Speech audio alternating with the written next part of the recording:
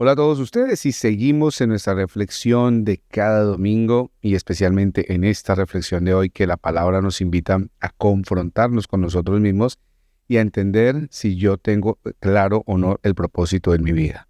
Cada uno de nosotros tenemos una identidad, es decir, yo quién soy. Y yo tengo que responder a esa pregunta. ¿Y qué hay en la respuesta a esa pregunta de la identidad? Cualidades, defectos, virtudes, fragilidades, potencialidades, o sea, cosas que puedo desarrollar. Y también, evidentemente, hay una carga genética de fracaso, de defectos. Por ejemplo, cuando uno va al médico le dicen si en su familia hay gente diabética o murió alguien a causa del cáncer, etcétera, etcétera. Pues es muy importante saber yo quién soy para arrancar de ahí con esa materia prima a construir un proyecto de vida. Es decir, hacia dónde quiero direccionar mi existencia, el propósito de mi vida. Pues hoy la liturgia nos recuerda de eso, que primero Jesús vino a cumplir una función, una tarea. Y dice el Evangelio, se sienta Jesús, tomó el libro, desenrolla en el libro de Isaías, dice el Espíritu de Dios está sobre mí. ¿Para qué? Pues para diferentes funciones. Dice, anunciar la libertad a los cautivos, anunciar el año de gracia de Dios, libertar a los cautivos, abrir los ojos a los ciegos. Entonces yo soy un colaborador de Jesús. Al decir que yo soy cristiano, al decir yo creo en Cristo, al decir soy una persona de fe, ¿qué significa ser cristiano? ¿Qué significa ser una persona de fe? Ser un colaborador en esa tarea redentora de Jesús. Entonces, traída esa palabra, si yo voy a traer esa palabra de redención a la vida práctica, ¿qué significa? ¿Qué estoy haciendo yo por hacer de este mundo un mundo mejor? Yo llegué a este mundo en un momento histórico particular, concreto, como los que nacieron en la Primera Guerra Mundial, como los que nacieron en la Segunda Guerra Mundial, como los que nacieron en el 1100 algo, los que nacieron en el año 300, cada uno. Hemos nacido en una época muy particular, en un lugar muy específico, en Chile, en Argentina, en Colombia, en Venezuela, en Canadá, en Italia, en Francia. En donde haya nacido y como haya nacido es mi circunstancia espaciotemporal. Y en ese lugar específico es donde yo tengo que empezar a construir historia de salvación de la mano con Dios.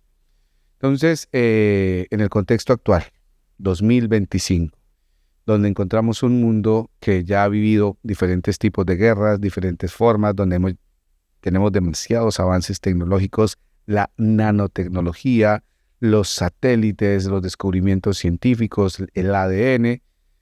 Y yo digo, espérese un momentico, tantos avances académicos, científicos, y aún nos seguimos matando unos con otros, aún seguimos discutiendo y matándonos por política, tristemente por religión. No aprendimos de la Edad Media, no aprendimos de las cruzadas, no aprendimos de la persecución religiosa, no aprendimos absolutamente nada del Holocausto nazi, de la Segunda Guerra Mundial.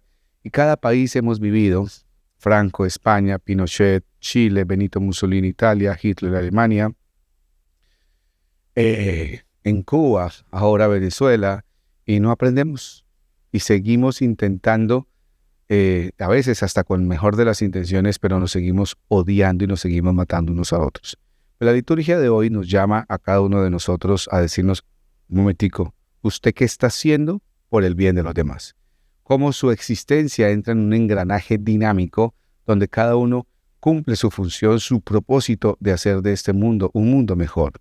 ¿Y cuál es el indicador de que sea un mundo mejor? ¿Cuál es el indicador número uno de que estamos viviendo la gracia de Dios o que el reino de Dios se está dando?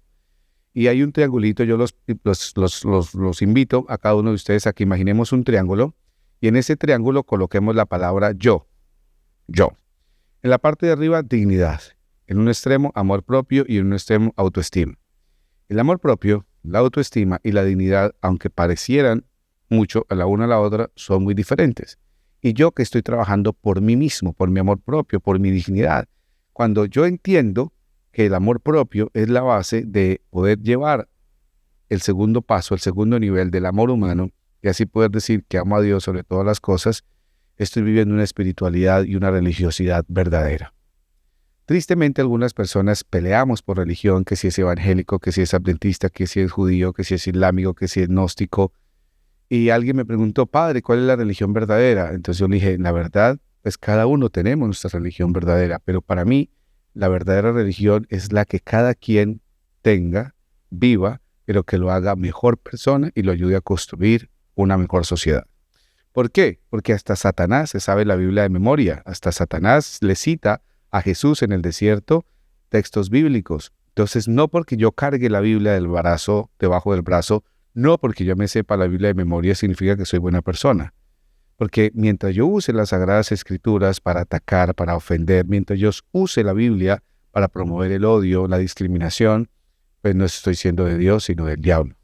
Entonces no sé si logramos entender la diferencia. Esdras, en la primera lectura de este domingo, nos dice que estaban todos en torno a la palabra y todos se postraron en tierra. Y los levitas, los sacerdotes decían, alegría, alegría, llenémonos de alegría. Llenémonos de alegría y vamos a buscar esa manera de poder transformar la tristeza en alegría, de poder transformar el llanto en alegría, de poder transformar la frustración en alegría. Y esa es la tarea de cada uno de nosotros, poder ser colaboradores en esa dimensión profética de transformar la tristeza de este mundo actual en alegría.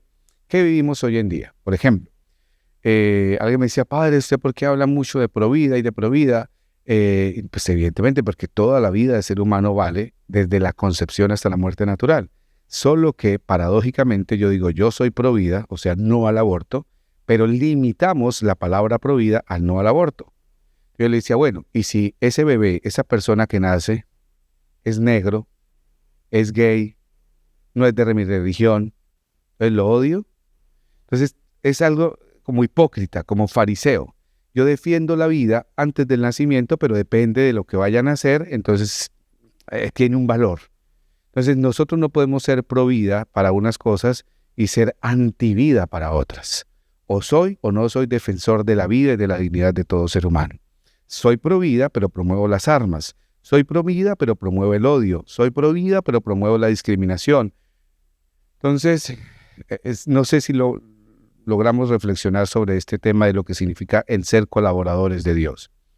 Evidentemente existen muchas religiones en el mundo entero, religiones que llevan miles de años, y el cristianismo, que es la religión Jesucristo nuestro Señor, no creó ninguna religión. Él vino a mostrarnos una experiencia de Dios diferente, que con los años esa experiencia de Dios se fue organizando como institución y nació el cristianismo.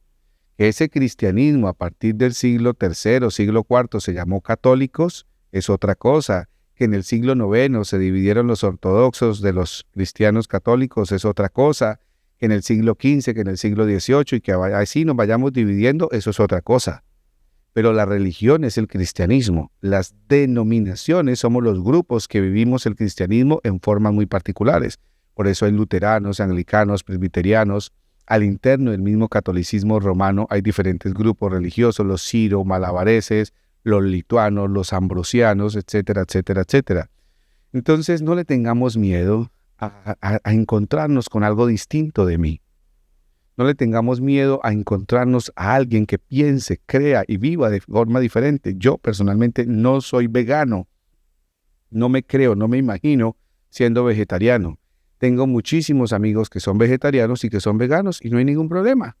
Yo soy cristiano católico de la Arquidiócesis de Bucaramanga y aquí en la ciudad de Orlando trabajo con anglicanos, con luteranos, con presbiterianos, con evangélicos, con pentecostales, con pastores de diferentes iglesias cristianas, todos con un mismo fin, la dignidad de todo ser humano, el bienestar de la comunidad. Y algunas personas dicen, pero padre, ¿usted qué hace con esa pastora? Pues trabajando por la comunidad. Y a veces en las mañanas cuando me pongo a rezar el rosario, algunas personas cristianas, Satanás, ¿dónde dice que hay que repetir? El Papa es el anticristo. Entonces mi pregunta es, ¿qué tipo de cristiano es aquel que se justifica y se valida para atacar al hermano? Y tristemente lo mismo pasa en la política, lo mismo pasa en los conceptos de la salud. Tengo amigos que no creen en la medicina tradicional, creen y viven su salud con medicina alternativa. Dios los bendiga, Dios los bendiga. Conozco personas que en su vida han consumido un fármaco y morirán sin consumirlo. Yo estoy acostumbrado a tomar acetaminofén, a tomar las medicinas por los triglicéridos, por el colesterol, a vacunarme. Por ejemplo, el otro día una señora dijo, ¿usted qué tipo de sacerdote es promoviendo las vacunas? Usted es un anticristo.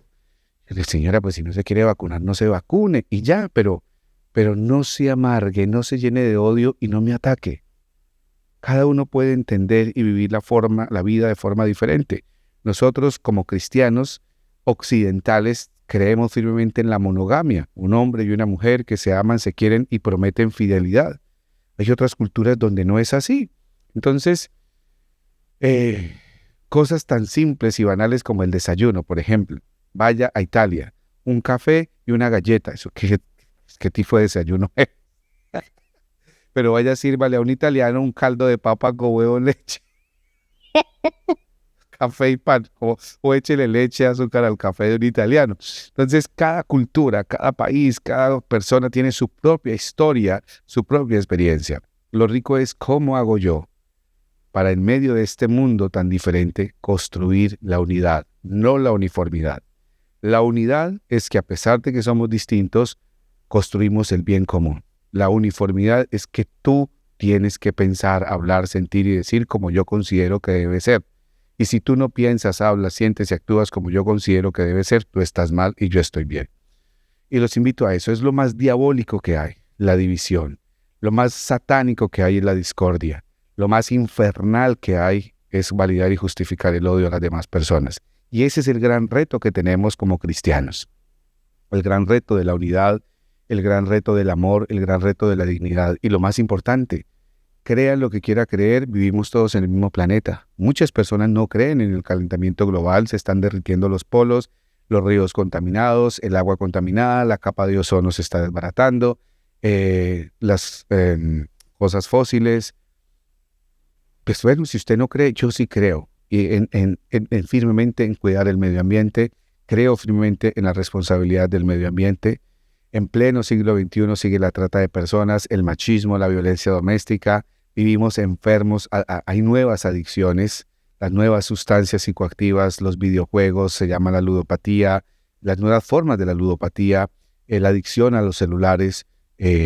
¿Cómo sé yo que soy adicto al celular? Cuando no tengo el celular en la mano, experimento ansiedad. Cuando llevo este aparatico al baño, al comedor, a la cocina, me acuesto, me levanto y si alguien me lo quita. Leí el artículo de un médico neurólogo pediatra que ningún menor de 15 años debería tener celular o estar expuesto a las pantallas más de 30 minutos al día, etcétera, etcétera. Pero en fin, cada uno crea lo que quiera creer, viva como quiera vivir, pero lo más importante es no le haga daño a nadie. Ya que usted no va a hacer el bien, por lo menos no haga el mal. Con que no haga el mal ya está haciendo mucho. Y Jesús vino a eso, a abrirnos los ojos a los ciegos, a los que no vemos, a romper esas cadenas de esclavitud que estamos viviendo hoy en día, pornografía, por ejemplo, sustancias psicoactivas, codicia, ambición a poder, a sanar a los enfermos, enfermos de cuerpo, enfermos del alma. Jesús vino a anunciar el nuevo año, el año de gracia, el año de misericordia. Y esa tiene que ser nuestra fe. Entonces yo los invito, queridos hermanos, a vivir la fe. Vaya a misa, participe de la vida parroquial, sea católico no solo de nombre, sea católico de experiencia, de fe en su comunidad, viva la fe en su comunidad parroquial y de verdad no esté solo. ¿Qué quiere el enemigo? Que yo me aísle para que estando solo sea una presa frágil y entonces mi vida pierde sentido. Qué rico que en mi cumpleaños yo lo celebre con amigos, compañeros de trabajo, vecinos, con mis hermanos de fe. Mis logros los celebre con mis hermanos de fe, pero también mis fracasos, mis tristezas, mis frustraciones, mis desilusiones, las viva acompañado de mis hermanos de fe. Nunca jamás esté solo. ¿Qué quiere el enemigo? Aislarme, para que cuando yo esté solo me convierta en presa fácil. Y evidentemente esto tiene mucho que ver con la salud mental. La tristeza, claro que sí, me siento triste. El luto, claro que me siento en luto. Y otra cosa muy distinto a eso es la patología de la salud mental que se llama depresión. ¿Qué depresión? ¿Usted lo que le falta es oficio? No, espere un momentico. Aquí hay algo grave en lo que yo tengo que hacer algo. Y los invito a eso. Busquemos ayuda, busquemos a ese Jesús que está ahí para sanarme, pero Jesús está en la comunidad. Donde dos o más se unen en mi nombre, ahí estaré yo.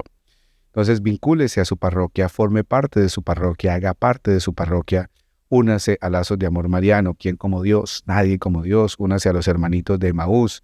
Jesucristo ha resucitado, en verdad resucitó. Como pareja, únase a los grupos de familia, Famenal, Familia Sagrada, Encuentro Matrimonial, la familia guadalupana, Emaús Parejas, Movimiento Familiar Cristiano. Vincúlese a la Renovación Carismática, vincúlese a un grupo de oración, haga los talleres de oración y vida del Padre Ignacio Larrañaga. Dese la oportunidad de vivir el retiro de fin de semana de los equipos de Nuestra Señora, de Juan 23. Hay muchas experiencias dentro de la Iglesia Católica, los focolares, por ejemplo, y los grupos de laicos de las comunidades religiosas, la Orden Franciscana Seglar, los dominicos seglares, los lasallistas, etcétera, etcétera. O sea, hay muchos carismas y dones dentro de la Iglesia Católica, que es lo que acabamos de escuchar en la segunda lectura, y en alguno de esos yo me puedo identificar. El Opus Dei. A algunos no les gusta, a otros sí, porque a mí no me tiene que gustar todo. Yo no soy monedita de oro para caerle bien a todo el mundo, ni todo el mundo me tiene que caer a mí bien. Entonces, hay algunos que los catecúmenos no les gusta. A mí no me tiene que gustar todo. Pero no porque a mí no me gusta significa que yo tenga que juzgar, criticar y condenar esa experiencia de Dios. Entonces, conozcamos los heraldos del Evangelio, por ejemplo, los caballeros de la Virgen. Es decir, la Iglesia Católica tiene cualquier cantidad de dones y carismas para el servicio y el bienestar de la comunidad. Entonces, en vez de juzgar lo que hay, disfrute lo que sí hay. Dios los bendiga. Por favor, dele me gusta, comparta con los demás y gracias.